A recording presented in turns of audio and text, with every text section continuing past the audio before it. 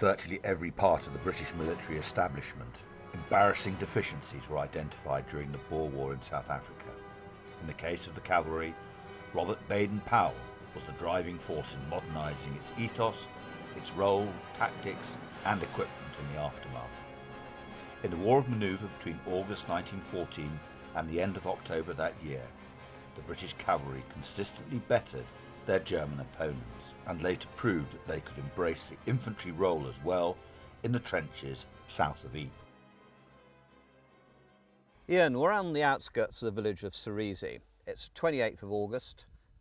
Two corps have broken clear of the Germans and are retreating, and General Allenby's 1st Cavalry Division are providing the rear guard. Now, I'm told that the battle that occurred here is considered to be a classic in the annals of cavalry rearguard actions. Yeah, this was a textbook cavalry action, just the way that you would expect it to unfold. It was an example of where the use of fire and manoeuvre came into play along with shock action.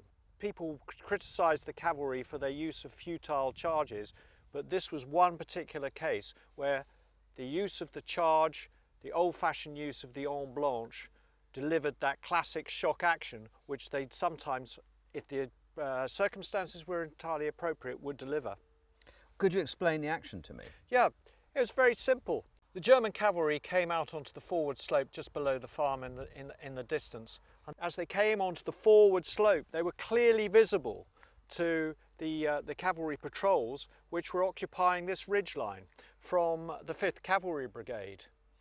And the Cavalry Brigade patrols on the ridgeline immediately went into action and engaged the German cavalry as they came down the forward slope, forcing the German cavalry to dismount. It was also suspected that although that was the forward squadron, that there was a remainder of the German regiment was behind the woods that you can see behind the farm. So the brigade commander brought the entire brigade into action because he saw the opportunity here to deliver a blow to this particular German regiment. And we ended up with this classic cavalry action which involved the movement of the 20th Hussars up onto the high ground there to engage the enemy, and you had the Scots Greys come up onto effectively this ridgeline. The gun battery that was supporting the brigade come into action just by that farm. The 12th Lancers were down in Moy, resting their horses, watering their horses, and some of the mounts had had their saddle packs taken off. When they heard the firing, they came into action. The commanding officer went off with his adjutant to find out what was going on, and he came forward into the valley, into the dead ground. He saw the German cavalry being pinned down on the forward slope and decided that this was a classic opportunity for him to manoeuvre closer into a position of advantage. So he sent 2 squadrons off to the flank, onto the high ground you can see to the right of the farm, so that they could engage at right angles.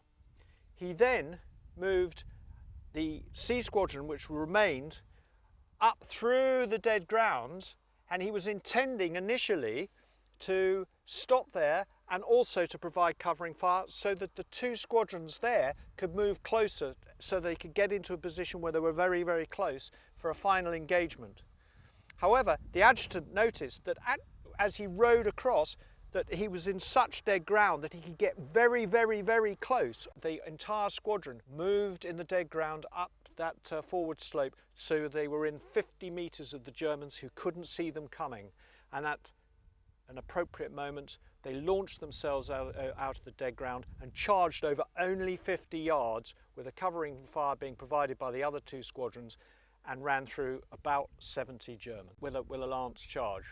So basically, by this action, they blunted the German cavalry's advance and gained a greater delay for the withdrawal of the BF. Absolutely, and this was the sort of stock action you saw being delivered by the cavalry division all the way through.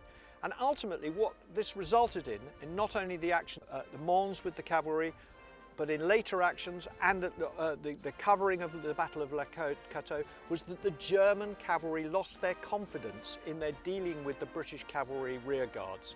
And so therefore there was a moral ascendancy that the British cavalry felt that they had over their German counterparts, which meant that they would ultimately be aggressive in action and the Germans would be more hesitant.